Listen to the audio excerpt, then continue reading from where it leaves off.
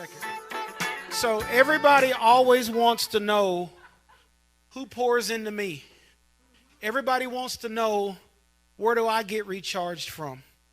So I had 6 of my friends that I either talk or text to literally every freaking day. These 6 people are so instrumental in my life. They are some of the most gracious, giving, faith-filled, praying, fighting, crying with me people that I know. And I'm so excited that they've flown from Boston, Maryland, and Mansfield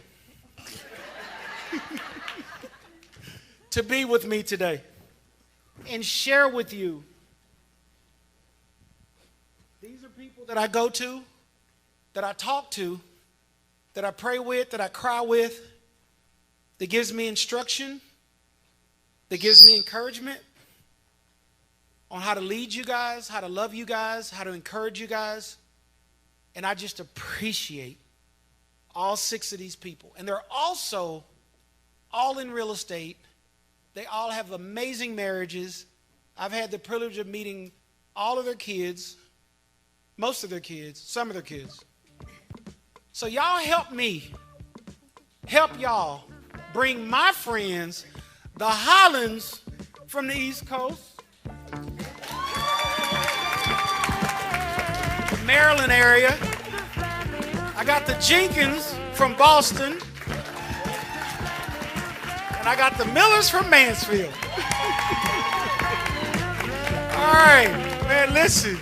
I was so pumped about this panel that all of them could say yes. I don't even know how LaShawn and Rob are even in the country, because they be like, y'all know you got some friends, like you call them and you tell them stuff you're doing, and they don't be hating. They be like excited for you, but their excitement don't like hit like your excitement. Like I'll call LaShawn and be like, hey sis, I got a speaking engagement in Arlington. She says, oh my God, good for you. Hey, I'm about to get on a private jet. And they got me speaking in Rome for a week, and Rob's not coming. They're gonna fly him up a week later, and we'll be there, and we'll go from there to the Maldives, and then we'll go to Greece. And what time is your event?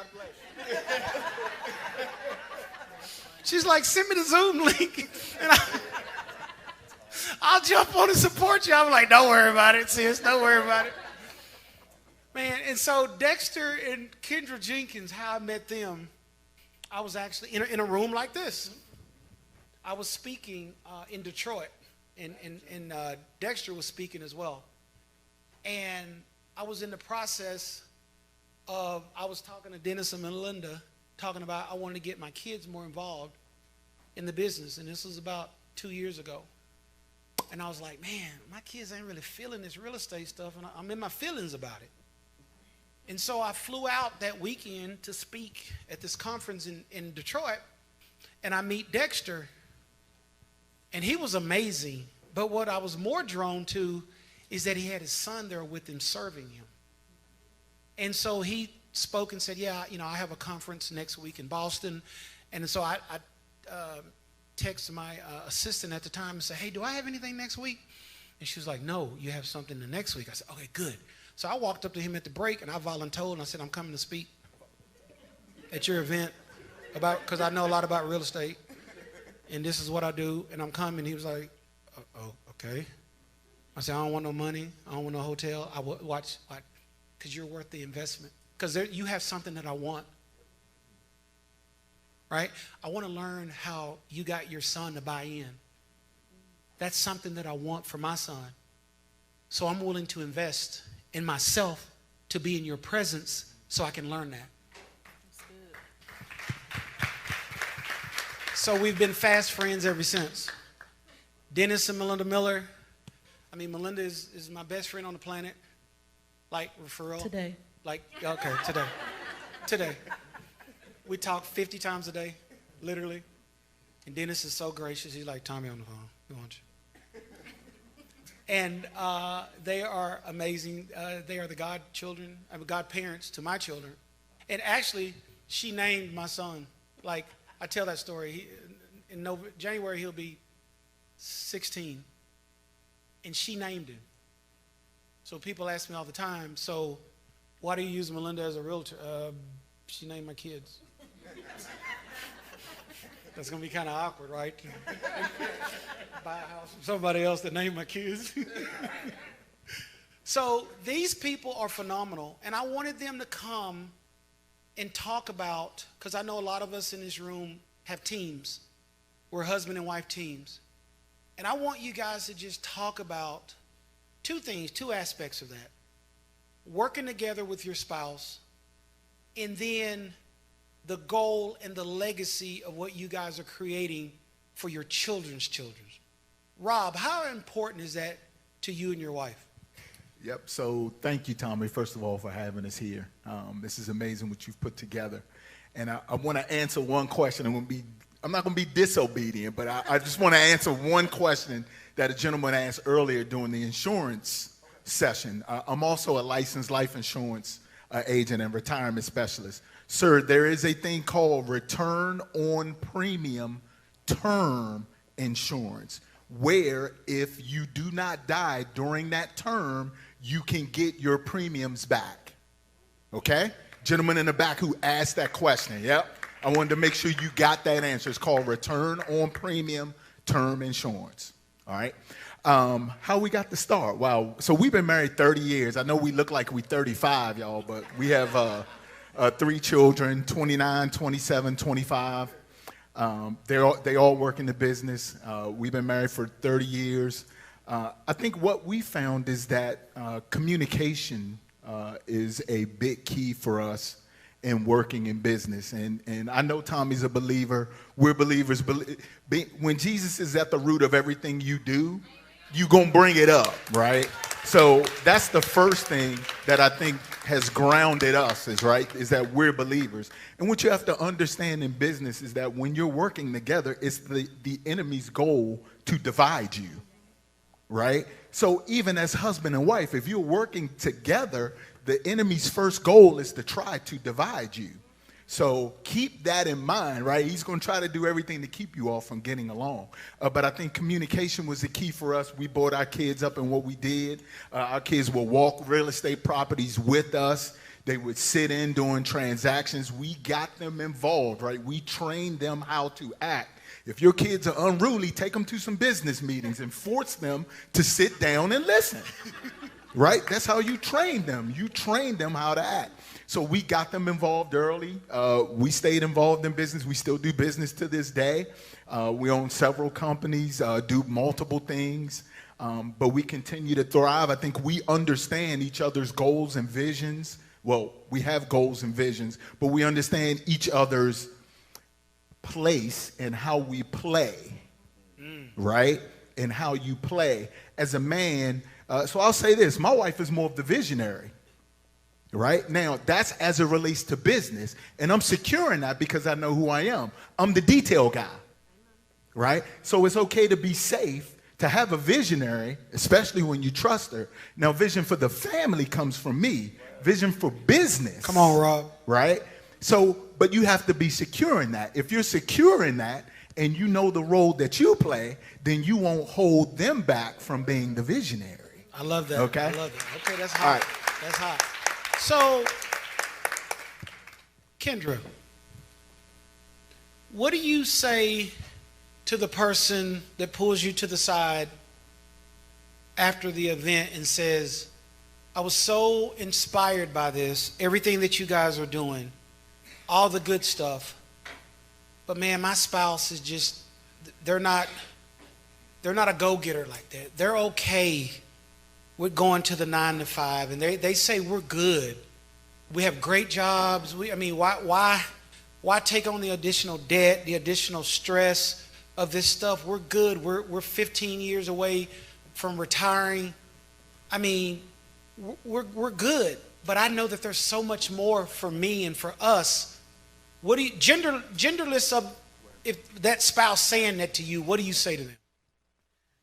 Well, it's interesting. My husband and I are pastors first, business folks second. And we were just actually in this whole series of what it looks like to be a married couple and how things are supposed to work. And as Rob just said, if you put yourself under how the Lord has the things to be, where it's Christ, it's the husband, it's the wife, it's the kids. Amen. So if you have a vision that your spouse isn't signed up for, you really need to take that back to the Lord, to be perfectly honest with you, and say, is this actually what's supposed to be happening? Or is that your assignment, your thing to do?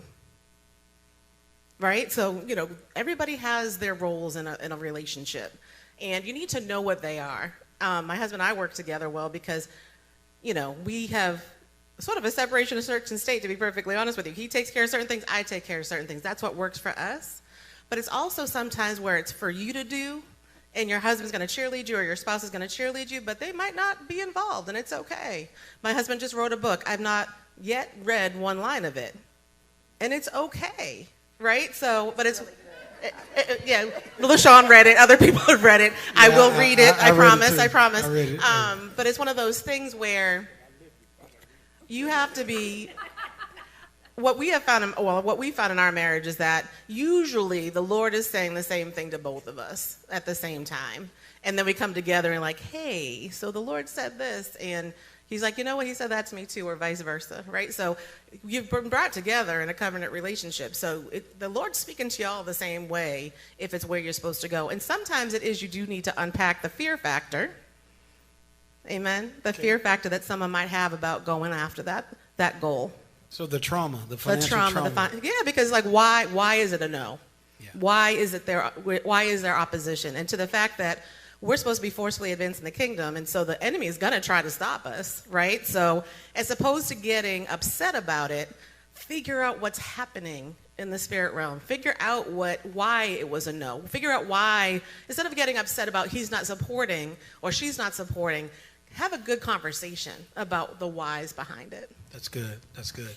So, Melinda, I just saw your legacy walk in, your two grandchildren walk in. How important is it with the health scare that you had? The miracle. Let me say this. Like I said, can I share? Yeah. It's my best friend. COVID tried to take her out to the point where 87 people, 97 people went in on ventilators, and 96 came out in body bags.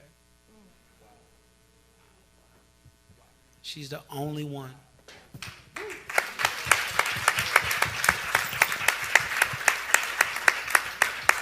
And that was a really, I know it was stressful for Dennis and the kids and the grandkids, but for me, that was really stressful for me. Yeah, that was stressful for me because I didn't have my friend.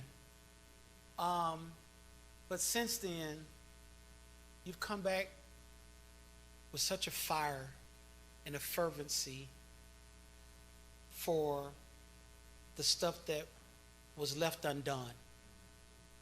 For you, for your family, for your community, for your church, for your grandchildren.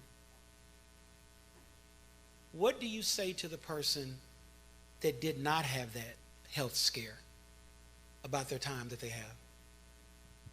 That's a great question. I would say this to you, let me be the example, because you cannot afford to miss out on the things that you're actually supposed to be doing. When I actually had the health scare, I woke up the day after.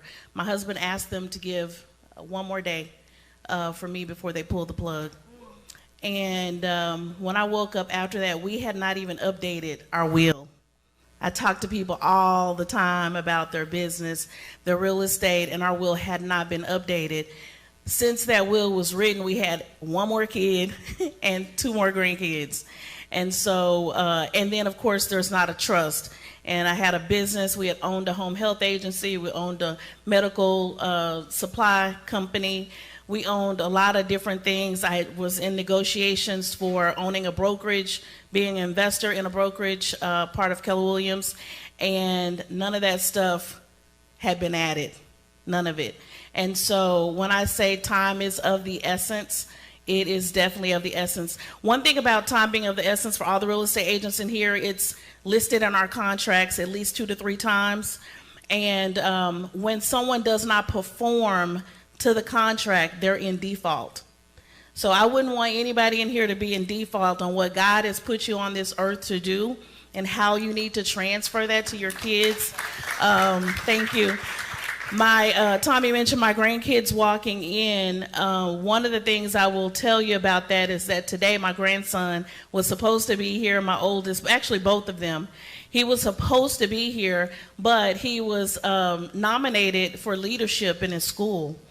And I got a video from a lady, and I remember praying with her, and I asked her what she did for a living. She says, I'm a teacher, and blah, blah, blah. And I said, oh, where do you teach? And she told me the school. I said, oh, my grandson is going to be going to that school. I said, but I'm not going to tell you his name.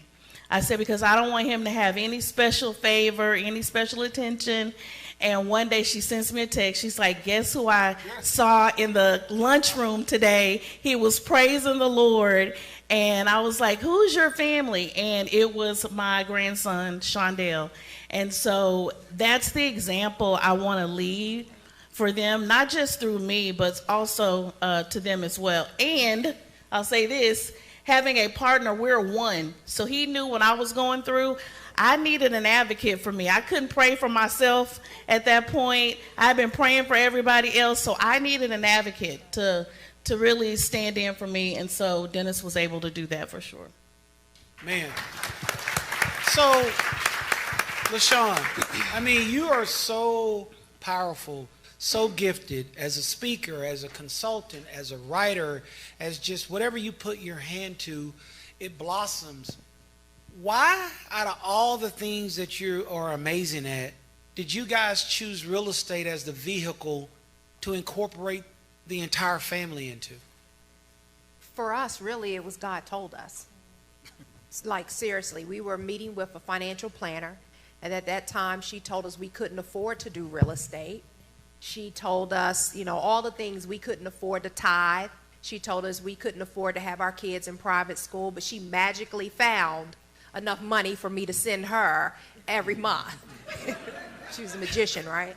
And so I just decided I wasn't going to do anything. I had her telling me we couldn't afford to, and my husband coming to me saying, God told me that we need to do real estate. So really, it was being obedient to God. The first property that we flipped, we walked away with a net of $47,000. The second property that we flipped, we walked away with a net of $500,000. Yeah. See, that's why I need to be in DC. We ain't got $500,000 flips in Texas. Yeah. And so for us, things started to change after that. We were able to open up a brokerage firm. And so I never used my kids as an excuse of why we couldn't do business. So we started playing Monopoly with them when they were very young. And so because I knew when we were going out looking at properties, we would always tell them, listen, 4 greenhouses, 1 big red hotel. So we turned it into a game. So when we were going out looking for properties, they would be like, Mommy, are we looking for the red hotel yet? You know, and I'll be like, you know, wait a minute. We need 1 more greenhouse first. You know, and so it was important for me that I didn't want my kids to start from ground zero. I wanted to be able to give them the advantage in life, and I wanted my ceiling to be their floor. So let me speak to that. So I told you these 6 people I talk to via text or phone every day, right? So my son Miles, he's not here today, but we did a flip his 8th grade year, and we made $35,000 off of it, and we split it. No, we made $70,000, and his split was $35,000. So I thought we were going to do a flip this year. And then so for those of y'all following me on social media, you saw me post it. So I was showing him the house, and I'm pitching him like I need a partner. But I'm trying to get buy-in from him. And he's looking, he's like, Dad, I don't really want to, I don't want to do that. And I was like, huh? He's like, I don't want to flip. I was like, why don't you want to flip? This is how I started. He said, I'm more interested in the multifamily. In Cecilia, we had just closed on the $13 million, 130 unit in Arlington. And I was like, you want to do multifamily? And he's like, yeah, I want to like learn that. And I'm like, but this is how I started. He's like, yeah, I don't want to do that. So I'm talking to little LaShawn on the phone, and we're talking. I want to see if you remember telling me this. And she just like this. So we're talking about it, and she goes, you don't have to start where you started. Because of what you're doing. You remember telling me that? Yep. I said, she was like, well, why are you upset? You paved the way. That's what you're supposed to do. He doesn't have to start the way you started. Because of the provision that you're making. And I was like, okay, but I mean, yeah. So that was amazing. So Dennis Miller, you guys have had a team. You guys have been mega agents at one of the largest Keller Williams in the country. Why is it important that you keep that going, and now that your kids, Ryan and Caitlin and the grandkids are getting older, that they see you in ownership? They see you standing in ownership. Why is that so important to you? I can say over the time, we've been doing this for 20 plus years, and the black and brown, they never pass anything down. And in the business where we are, when you go up in the room, very few. But even in the doctor field, the real estate field, you see it passed down to the kids. The grandfather did it, the dad did it, passed it down to the kids. It's wealth built into the family. So we don't see that a lot in our skin color. We don't see it a lot. So that's something I'm striving to do. Even my kids, I think they were burnt out when we was doing real estate. We was just They went on all the showings. all the showings, staying in the car. It was like we didn't want nothing to do with real estate. But even with what Tommy is doing, like Tommy said, it's not about him. Now my kids have interest. It's organically. I didn't have to push them. But I was wondering, like, when are they going to catch on? When are they going to catch on? And now my son, my daughter over there, they have interest. So it's slowly happening. But whatever you are doing is not for you. It's for someone else. So that's something that what we want to do is pass the legacy down. And I want to change my name of my kids. So I want to be that propeller to propel them. Like my daughter, I was telling her, I don't even want her to have debt. Yeah. When she graduates, she's not going to have no debt because we're paying for her school, and I want her to have that extra step where, like the elites do. That's what I'm striving for. Go buy a house. I have money to give her a down payment. She has no debt, so we can get ahead. Because the average person like us, what they do, they have a kid, they get in debt, and a young lady is stuck the next 10 to 12 years. So what I'm doing is I want to give them that boost so they can keep it going throughout the family. That's amazing. That's amazing. So,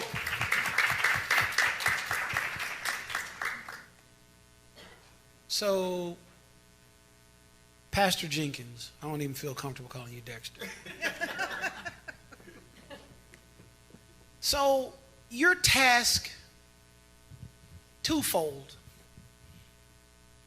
You have an amazing mentorship program in Boston, and I've had the privilege of coming and speaking for you 2 years in a row now, and that's locked in to perpetuity. April 4th and 5th. Join us in Boston. It's on the calendar. But you're tasked two ways: your students and then your congregation. How do you balance that from a wealth building standpoint? Well, I've never seen a division. Wow. Meaning, God never put a division between wealth and church. We did. So I've always looked at it, and we start our church, and if you want to check us out, go to fellowshipboston.org. That's our church. Cause I know you're gonna be like, what's the name of your church? Fellowship Christian Church, Boston, Mass. You go to fellowshipboston.org, you'll find it. But anyway, when we started our church in September of 2012, what I quickly realized was this: nothing competes with the lordship of your life more than money. Wow. So I'm preaching prayer, forgiveness, so on and so forth. And people are like, Pastor, I can't come to church today because I got to go work my second shift. Or, Pastor, I can't come to church today because I'm sleeping in. Sunday's my only day to sleep in. And some of y'all nodding your head looking at me right now like you ain't been to church in months because Sunday's my only day to sleep in. And the Cowboys are playing at 1. Right now, that's a reason to go back to sleep. That's a reason for y'all to pray now. And so I've never seen, this is what I know. As a pastor, I have to get in the trenches with them. Because it's not good enough for me to say, well, y'all go out there and prosper. And one of the biggest mistakes we as pastors make is that we talk about giving, but we don't teach you how to receive. Come on now. And you have to either, if you're going to, because many of y'all are frustrated, maybe you tithe and whatever else, you're frustrated because you were not taught how to either create an asset, how to inherit an asset, or how to invest in an asset. That's the only way you reap. So what I've always said is this: any pastor who does not teach their congregation how to reap is practicing pastoral abuse. Right. Wow. And I want to say something really quick. He actually lives what he teaches. Yes, he does. I actually met Pastor Dexter because I was on a podcast or something, and he sent me a email, and he says, hey, I heard you on, and he told me what podcast it was on. And he said, are you a believer? You didn't say it when you were on there, but I could tell by the way you were talking. Pam Perry. Pam Perry, yes. And I said yes, and he was like, I want to buy 100 of your books for the people in my congregation. And the book is Born to Multiply, and I just simply tell my story of how we have been able to multiply. My kids made 6 figures by the time they were 11 and 12 years old. I can teach anybody walking on 2 legs how to multiply. And so when he and I have been in church, a CFO for a mega church for years, 2 decades. And so when he said that, it caught my attention because not many pastors will turn around and invest that way back into their entire congregation. You know, no strings attached. And so when he says that, I never saw a difference between my church and me personally. He actually lives it. He empowers people truly to go in and teach them how to multiply their money, teach them not only how to leave a legacy, but how to live the legacy. I want to take 2 questions from anybody in the audience that has a question for this amazing panel. Now, I get the privilege of talking to them daily, but y'all don't. Any questions around partnership? Any questions around anything that you've heard them discuss? Brooke. Yeah. Hey, y'all. So we're a blended family. We have 4 businesses, 4 daughters, and a dog. How do you, and I struggle with this, God bless you, babe, wherever my husband is. I struggle having balance between having date nights, and because as we've scaled our businesses, right, businesses take priority, or the kids, or whatnot, and we used to have 1 adult vacation and 1 family vacation annually. Well, as we're scaling, I am struggling to find priority in our adult time with my partner. Very personal, y'all. So how do you juggle all these businesses and kids, and then you have something come up, and then all of a sudden it's a fire because of the kids, or it's a fire to put out because your business or your mentor, your investor, or a multifamily property manager calls you and freaking out. So I'm struggling with that. I think for me, I have 3 kids, and they're very involved. When they were in school, they're grown now, but they were very involved in their activities, and we were blessed enough to have help. But my kids came first, so it was boundaries for me. They knew do not call me after my cutoff was 3 o'clock. I know it was very early, especially when I don't get up till 11, but but it was my cutoff. And so don't bother me when I'm with my kids. Growing up, I didn't have, my parents were teenagers when they had me. And so I don't have the memories of them being present at a lot of things. So for me, it was important that for every game, when my kids looked in the stand, that they saw my face. If something happened to them, I remember this life has afforded me to be able to pick up and go whenever I need it. My daughter, her freshman year of college, experienced her first heartbreak, and I'm getting ready to walk into a meeting, and I was able to immediately say, I'm on my way. Like, I have been in what you place boundaries around what's really important, and the things that you can't not do.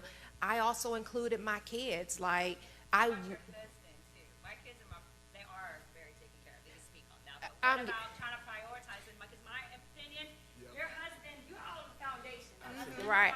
Absolutely. The ex-wife and the ex-husband, we are the pillars. We are the foundation. He's getting ready to blush, but we kind of have sex anywhere. Not anywhere, but Not anywhere. I don't understand the concept of a married couple for date night, because we do things together all the time. And so to say, if I'm going out to dinner with him, it's date night, I don't look at it as date night. I'm going to dinner with my husband, and, we have been able to keep us a priority. Our kids knew when our bedroom doors closed, don't come in, and so they knew that. They're grown now. They no longer live at home. The other day, my son comes walking through the door. I didn't know he was coming. I'm like, dude, you got to learn to call now. Like, You better not. Okay. So Absolutely. Girl, you know I love you. So intimacy is very important, and I don't mean just sexual intimacy. I mean emotional intimacy is just as important. And so we do simple things like whenever he comes home, someday I'm yelling, my king is home, and we're hugging. People don't understand, when you front face hug your spouse, scientifically your enzymes begin to link up. And so it's just belly to belly, and it's just things that we've implemented over the years. And so it's the boundaries, for me, but also that intimacy is really important. So we do a lot of things together, but that's because we have the same vision also. And so it was important for us, once a year, even when my kids were toddlers, everybody sits down every January, and we are planning out the vision for our family for that year in every area of our life. And so that's important. I mean, now my kids' friends are like, can we be involved in the Holland Vision Day? Because vision is very important. We may grow up, we're born like our parents, but when we die, we look like our decisions. And so for me, like we took divorce off the table. Before we got married, we said we would never even utter the word divorce out of our mouth.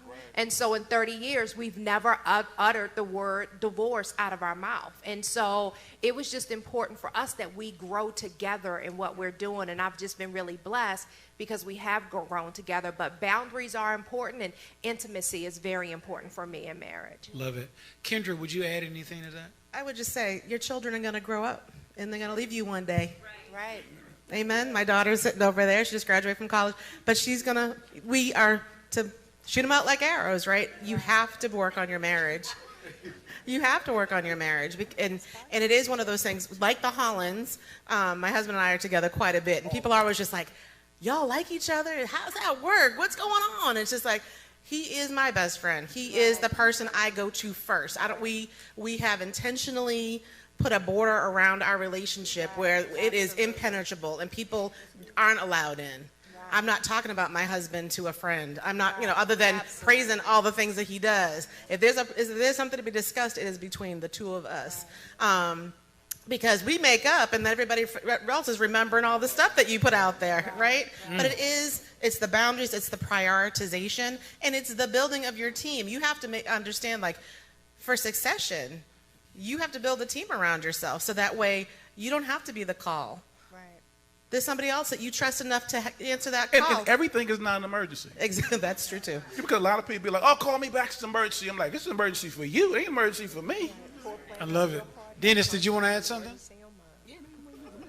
I was just going to say, I don't think it's a right or wrong answer with that. It's always balancing. You can't be too far to the right or to the left. You're always balancing, because me and my wife is together all the time. But is it intentional? Is it something that you're planning? Because if you're not planning, you would think you're spending a lot of time with your spouse because you're with them, but you're not. So just make sure you're doing it intentionally, and it's always work. Always balancing yourself, always balancing yourself. All right, well, man, y'all help me give a Wealth Through Real Estate applause to the Millers, the Jenkins, and the Hollis. It takes two.